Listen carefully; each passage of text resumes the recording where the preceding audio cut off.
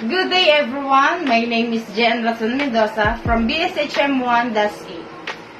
Today I'm going to discuss all about biodiversity, what its importance, its classifications, and how it threatens the environment. First of all, let me tackle what is biodiversity.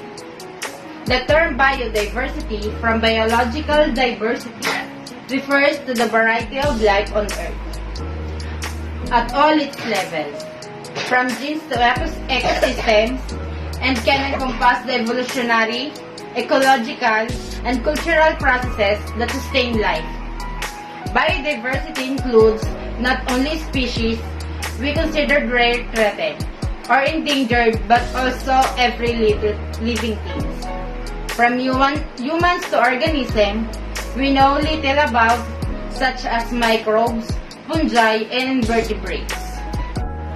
Before we continue, we all know that biodiversity really matters. So let's discuss what's the importance of biodiversity.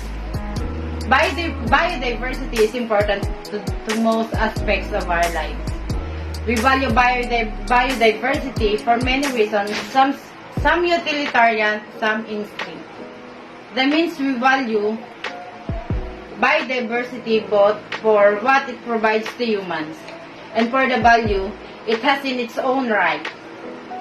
Utilitarian values include the basic needs humans obtain from biodiversity, such as food, fuel, shelter, and medicine.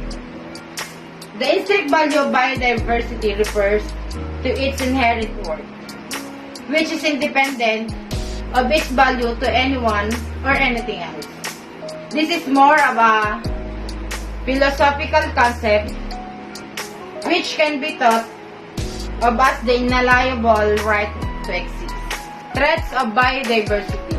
Over the last century, humans have come to dominate the planet, causing rapid ecosystem change and massive loss of biodiversity, include habitat loss and fragmentation, unsustainable resource use, invasive species, pollution, and global climate change.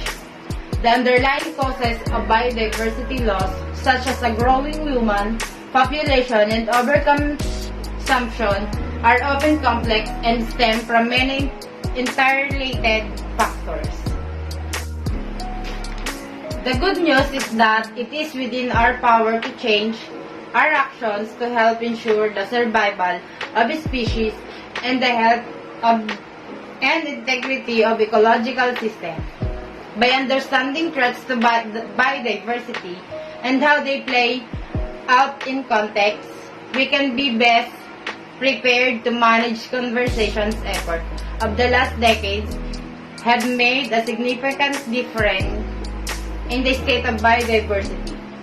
Today, finally, the lifestyle choices of individuals and communities can have a large effect on their impact on biodiversity and the environment.